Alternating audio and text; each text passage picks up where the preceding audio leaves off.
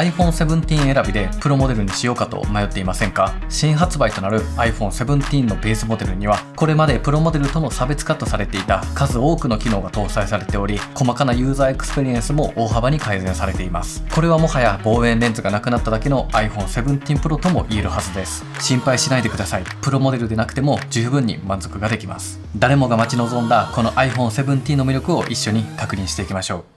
どうも皆さんこんにちは、あきらです。じゃんということで今年もやってきました新しい iPhone 17の登場となります。一足先に使用させていただく機会をいただきまして、今回はアメリカにも行って現地での速報レビューをお届けしてきたかと思います。その時には分からなかったことであったりとか、この iPhone 17がどのように進化をしたのか、これまでプロモデルと差別化とされていた部分がいろいろと加わったこの iPhone はどのような魅力があるのか、僕がね本当に自信を持ってねお勧めできるような iPhone に仕上がっているので、今回ねこの iPhone 17をね徹底的にねレビューしていけたらなというふうに思っております。ということで、それでは早速外観やデザインから見ていきましょう。今回同時発表となる iPhone 17、17 Pro、そして iPhone Air ですね。これら全て同じディスプレイと言っていいと思います。スーパーレティーナ XDR ディスプレイと進化したわけなんですが、このディスプレイというのは今までプロモデルにね搭載されていたものになっています。僕がこの1年間使っていた iPhone 16 Pro Max などプロモデルにあったディスプレイなんですが、それが iPhone 17にもようやくね採用されたというところになります。で、これによって何が起きるのかというと、プロモーションディスプレイ 120Hz に対応しました。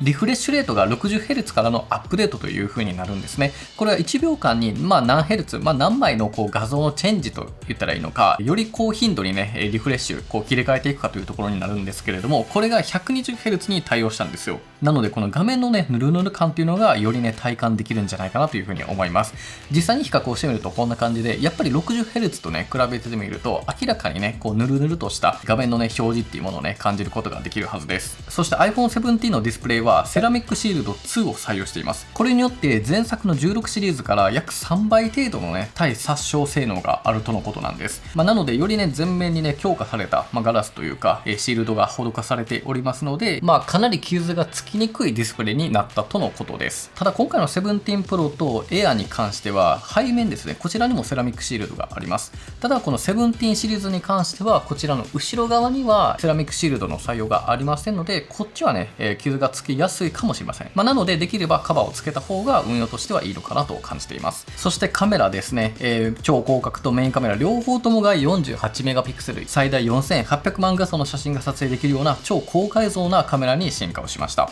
カラー展開はブラック、ホワイト、ミストブルー、セージ、ラベンダーの5種類という風になります。今回見ていただいているのはこのラベンダーのカラーのもので、非常にね薄いパープルカラーとして人気が出そうかなと思います。僕はねセージカラー、グリーンカラーがね非常に今回はめちゃめちゃいいカラーだなという風にも思っていたんですけれども、今回の iPhone 17シリーズのカラーはねかなり薄めの色かなという風に感じました。というのも前作の iPhone 16シリーズというのがかなりね色自体は濃くて結構個性的、特徴的なねカラーをしていたかなと思います。16シリーズであればね僕はティールカラーが非常にめちゃくちゃ好きなんですけれども、今回の17のねこのカラーというのも非常にね可愛くてめちゃめちゃ人気が出そうなカラーだなと思います。それではそんな iPhone 17シリーズのスペックや仕様についてもね見ていけたらなと思います。今回の iPhone 17シリーズは A19 チップが搭載されました。これは6コアの CPU と5コアの CPU となっており、 iPhone 17シリーズは A19 Pro チップに対して iPhone 17は A19 チップという風になります。で、正直なところここのね2つに対してそこまでね大きな差はないんではないかなと感じております。実際に僕の用途あんまりゲームをしないので、ちょっと動画の書き出し時間のようなものを計測をしてみました。今回6分8秒の 6K オープンゲート Apple ProRes 422動画の書き出し時間をちょっと計測をしてみたんですね。これの書き出し時間が iPhone 17 Pro Max は3分40秒で終わったのに対して iPhone 17は3分57秒で終わるような結果となりました。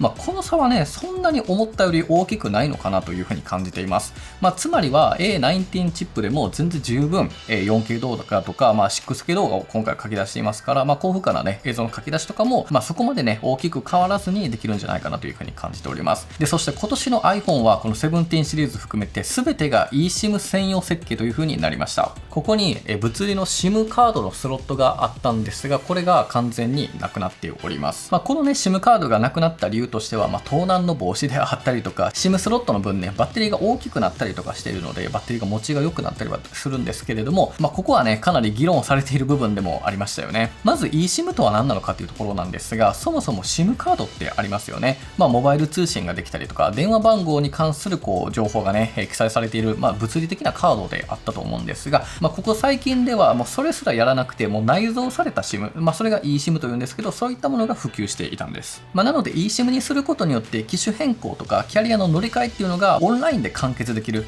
店舗に行かなくても済むっていうのにもなったりするし、eSIM をね追加していくことで海外でもね使えたりとか、そういったようなことができるようにもなったりしていたんです。僕の見解ではね、この eSIM のね専用設計っていうのはね、かなりねちょっと攻めてる感じはあるんですけれども、でも eSIM を使う身からしたら、全然ね不安に思わないでほしいなとも思いますし、後日ですねこの機種変更のね完全ガイドというようなね動画も公開しようかなと思っておりますので、これとか見ていただければね全然難しくなくわかるかと思うので、ぜひねそちらも見てほしいんですけれども、とはいえですねこの eSIM だけっていうのはちょっとねリスクもあったりはするんです。だからそこもねちょっとお伝えしておくと、まず端末自体の破損ですよね。復旧に時間がかかってしまうと、例えば水没してしまったりとか、何かしらのねとてつもない衝撃とかにね割れたりとか、何か使えなくなったりすると復旧がしづらいですよね。物理 SIM だったらちょっと抜いて差し替えればいいっていうのがあったりするんですけど、ちょっとそれがやりにくくなってしまうと。であとはね間違えて消してしまうというようなリスクがあります。物理だったらそれはないんですけれども、これ意外とやってしまう可能性がなくはないんですよね。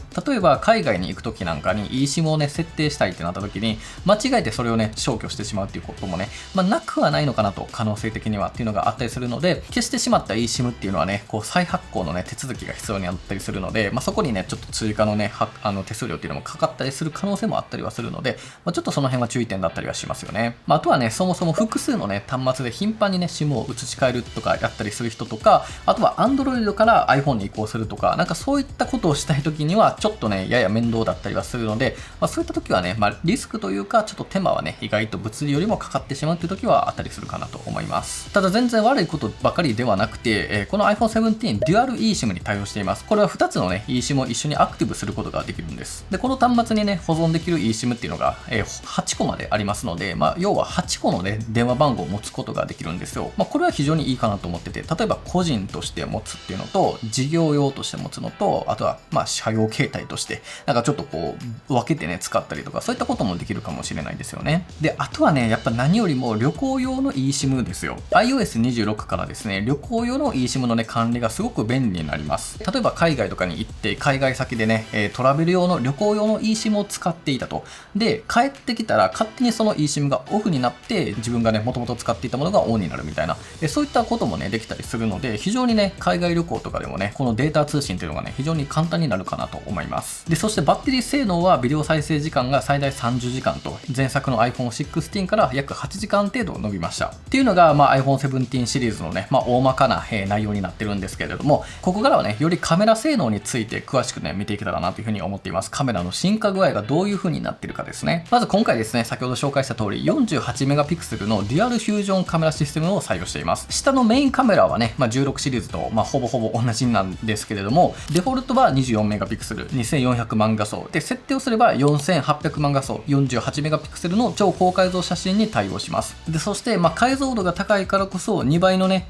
光学ズームをしたとしても、1200万画素のね画質が残った状態で綺麗なね写真が撮れるといった形になります。で一応ですね、最大10倍まで一応ねズームはすることができるようになりますので、超広角のね 0.5 から最大10倍までね一応ズームをすることはできます。で今回ねこの超広角が進化したんですよ。単純に今回48メガピクセルなんで4倍のね解像性能がアップしてるんですよ。これは明らかにね17の方がね超広角レンズがねめちゃめちゃディティールを残せて解像感もあって、もう圧倒的にねここ違いをね感じていただけるんじゃないかなと思います。でそしてですね皆さん、フロントカメラですよ。これもねかなり進化しましたよね。今回発表された iPhone、iPhone17、17 Pro、そして Air ですね、これら全てのモデルでフロントカメラの性能がとてもアップしました。まずこのフロントカメラの画質ですよ。画質がまず上がっています。これまでの iPhone はね12メガピクセル1200万画素だったのが、今回18メガピクセル1800万画素に進化をしているっていうのと、あとはね少し難しいんですがスクエアセンサーを採用しています。でしかもこのセンサーサイズが2倍になってるんですよね。それにより縦持ちであったとしても横サイズの写真をね撮ることができるようになっています。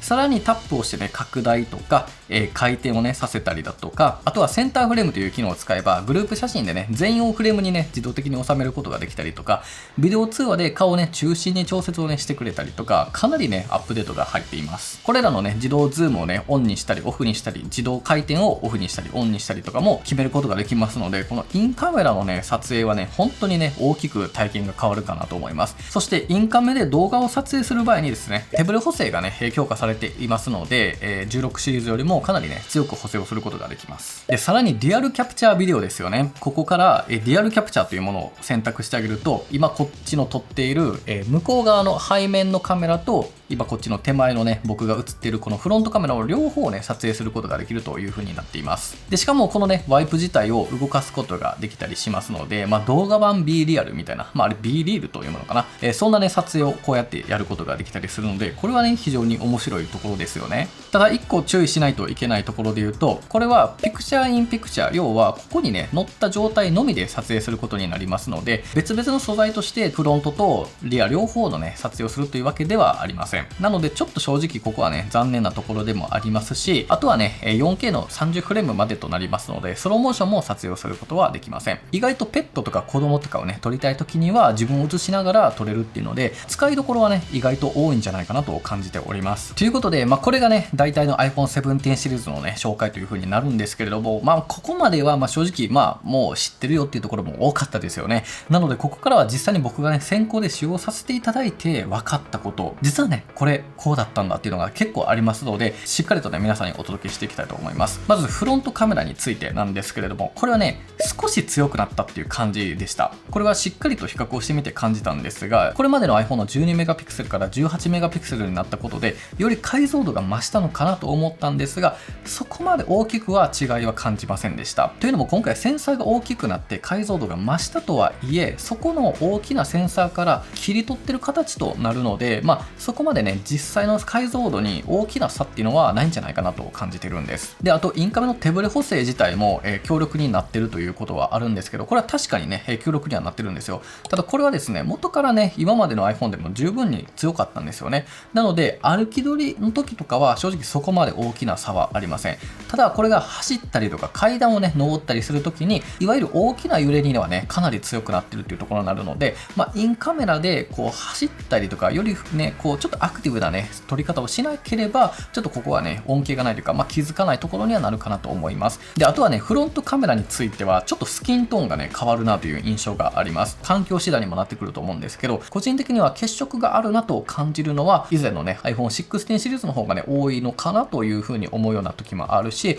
全体的にこの17になってスキントーンとか含めて色がナチュラルになったなっていうようなね、印象がありますので、ちょっとここのね、使用感の違いっていうのはお伝えしておきます。で、あとはですね、常時表示についてなんですけれども、これがね、非常に良かったんですよね。電源ボタンを押したとしても、電源がね、消えきらないんですよ。この状態はですね、リフレッシュレートをかなり下げた状態になっていますので、ほとんど更新されていないような形になるんですね。1分に1回とかかもしれないですよね。それによって省電力で照らしておくことができるので、常にこう時間をね、見ることができたりだとか、あとはスタンバイモードというね、モードもあります。今まではね、画面が消えてしまうのがあったんですが、iPhone 17からはずっとね、つけっぱなしで、ずっとね、スタンバイさせておくことができると。そういったような違いっていうのも出てきたりします。で、あとはですね、デスクに置いた時のぐらつきですね。見ての通り、カメラここにあるので、やっぱりですね、こうデスクに置いてですね、はい、こんな感じで、かなり、はい、ぐらぐらつけてしまいますと。僕はこういったところちょっと気になるんですけど、この純正のね、シリコンケースなどを使っていただければ、これでだいぶとね、はい、純正はちなみにこんな感じのアニメーションがあります。はい、アニメーションというかポップアップがあって、これだったらほぼほぼ、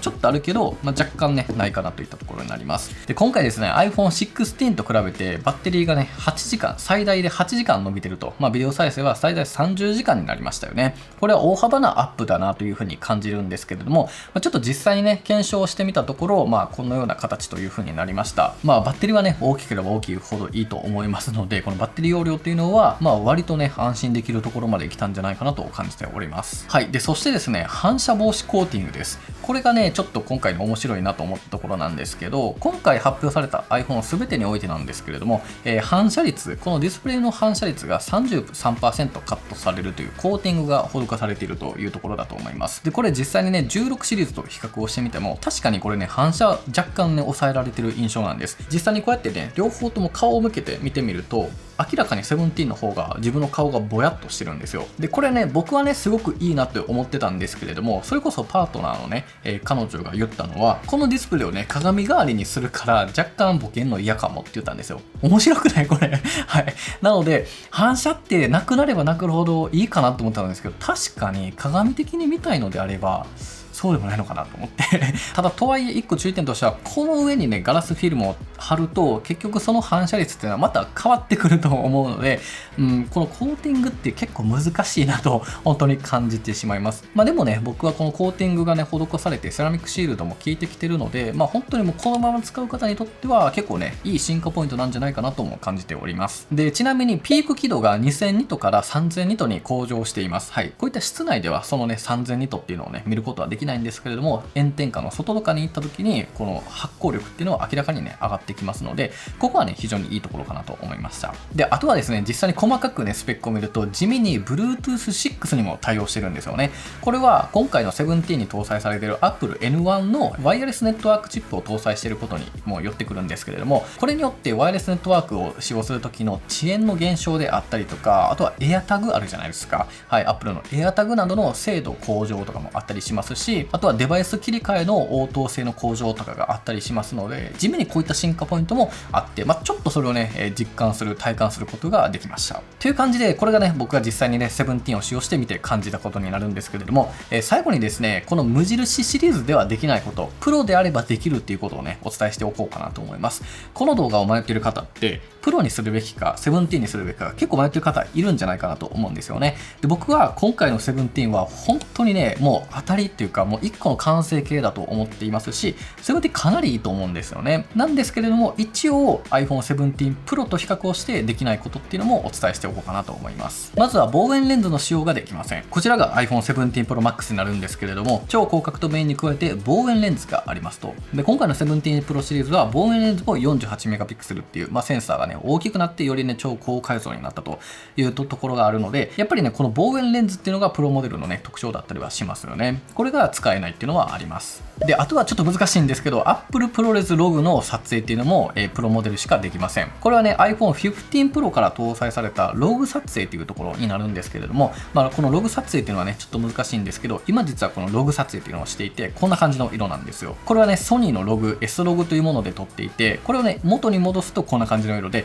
ここから自分が好きな好み色にするとこういう風になるんですよね。こういったこだわったね、カラーの編集をしたいってなると、やっぱりこのプロシリーズの Apple Log っていうのがね、必要になってくるんですよ。で、実際に僕もね、この Apple Log で本当にいろんなね、こうところで撮影をしてて、ただの思い出をさ、こんなにも美しく、こう、高品質にね、残すことができるんですよね。ちょっと色の編集が必要なので、若干難しくはなってくるんですけれども、こういったね、ところはね、やっぱりプロシリーズならではの魅力になるっていうのと、あとはね、そのロー写真とかね、ロー動画っていうのも、このね、17シリーズでは撮れないといったところにはなってきます。で、あとはですね、望遠レンズともう一個大きいと言えるところで言うと、やっぱりデータ転送ですね。底面を見るとですね、こっちの iPhone 17も、17 Pro も両方とも USB-C にはなっています。ただ iPhone 17は USB 2.0、プロシリーズは USB 3.0 になるんですよね。これはですね、充電速度には違いはないんですが、データ転送の時に理論値で約10倍程度のね、10倍以上の差が出てきてしまうと。なので、頻繁にね、データのやり取りをUSB-C ケーブルでやるっていう方には、かなりね、大きな差になってきます。これ実際に計測をしてみると本当に顕著に出てくるんですけれども、今回 19GB ぐらいのね、動画を SSD から iPhone に転送するという時間をね、ちょっと計測をしてみました。計測をしてみると、開始測定後にね、わずか20秒で iPhone 17 Pro Max が終了したのに対して、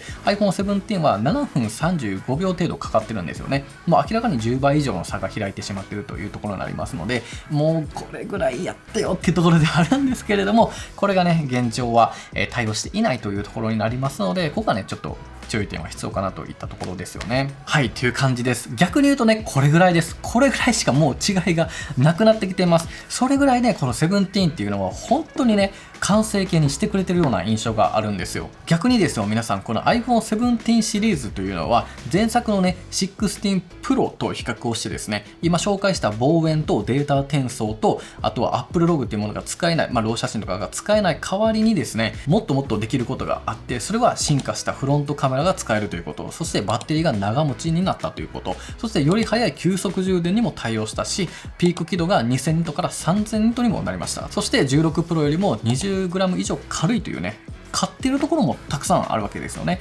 そう考えたらさ、17いいなと思いませんか？はい。もちろんね、チップの違いとか、4K120 フレームとかもね、細かく見ていけばね、いろいろと出てくるかなとは思うんですけれども、人によってはね、むしろ17シリーズの方がおすすめかなと思ってね、ちょっといろいろとご紹介をさせていただきました。そんなね、iPhone 17シリーズの価格は 256GB で 129,800 円から、512GB で 164,800 円からという風になっております。今回最小ストレージが変更となって、256か 512GB だけになりました。128GB が廃止となったんですね。で、値段はね、16よりも上がったんですけれども、容量がね、増えてはいるので、実質の値下げというか、そこまでね、別に値段が上がったっていうわけではないかなと感じています。この iPhone 17というのは iPhone Air との価格差でいうと約3万円。で、こっちのプロ、これプロマックスですけど、プロとの価格差は約5万円という風になります。プロモデルと比較をした時に、5万円程度のね、価値を感じるかどうかっていうのをご自身でね、判断して、考えてみるっていうのがいいかもしれません。ということで最後にですね、一つ世代が落ちた型落ちのね、iPhone 16をね、安くなったので買うべきかっていうところをね、ちょっと僕なりの考えをね、共有したいなと思うんですけれども、今回17が出たことによって16が値段が安くなりました。ただ僕はね、その価格分においても17をね、選ぶっていう価値はやっぱりあると思っております。iPhone 17は 129,800 円で、iPhone 16は 114,800 円と、これ 128GB のみしかね、もう選ばなくはなってしまってるんですけれども、この価格差であれば頑張ってね、17を買った方がよりね、満足できるかなと思いますし、やっぱり容量も大きいからね、気軽にこういろんな写真や動画もね、そこまで気にせず撮っていくことができる。言い換えれば思い出をね、制約なしに撮れるかなというふうにも思ったりはするんですよね。なので僕としてはね、本当にこの iPhone 17っていうのは今年はマジで進化したと思ってます。本当にこれでいいと思うんですよ。よっぽどな理由がない限りは。なのでね、購入検討されている方はすごくね、これがいいなと思うので、それをね、自信持ってお伝えしたいし、とはいえ一方でこのプロシリーズに関してはね、僕はプロのね、良さをしっかりと話せるとも思ってますので、この動画を見ても、それでもね、プロを迷いって方はぜひね、僕の iPhone 17 Pro のね、レビュー動画をちゃんと見てもらいたいなと思います。これをね、よりしっかりと活かせばね、どういう風になるのか、よりもっともっとできるね、表現幅っていうのもちょっとお伝えできればなと頑張ってね、作っておりますので、ぜひね、よかったらそっちを向いてもらいたいなという風に思っております。はい、ということでね、いかがだったでしょうか。今回はね、この iPhone 新作シリーズのこの iPhone 17のレビューをお届けさせていただきました。非常にね、完成したモデルになっていますので、ぜひですね、興味ある方、ぜひね、店頭で触ってみたりして、このね、モデルの良さっていうものを感じていただければなというふうに思っております。そして iPhone Air と iPhone 17 Pro Max のレビュー動画も両方とも別々でね、制作しておりますので、興味ある方はね、両方ともこちらもね、チェックしていただければなというふうに思っております。ということで、最後までご視聴いただきありがとうございました。ではまた次回の動画でお会いしましょう。バイバイ。